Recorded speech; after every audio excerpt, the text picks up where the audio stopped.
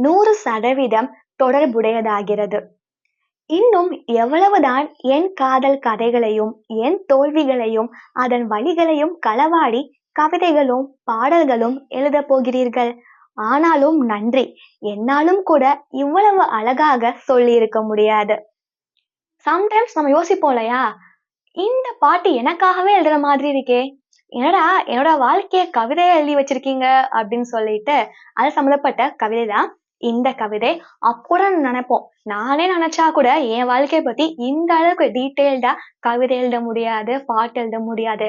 அப்படியே என் வாழ்க்கையில நடக்கிறத என் வாழ்க்கையவே அழகா எழுதியிருக்கீங்களே! அப்படின்னு நம்ம நெனைப்போம் இல்லையா? 100% தொடர்புடையதாகிறது. இன்னும் எவ்வளவுதான் என் காதல் கதைகளையும், என் தோல்விகளையும், அதன் வழிகளையும் களவாடி கவிதைகளும், பாடல்களும் எழுதப் போகிறீர்கள். ஆனாலும் நன்றி. என்னாலும் கூட இவ்வளவு அழகாக சொல்லியிருக்க முடியாது.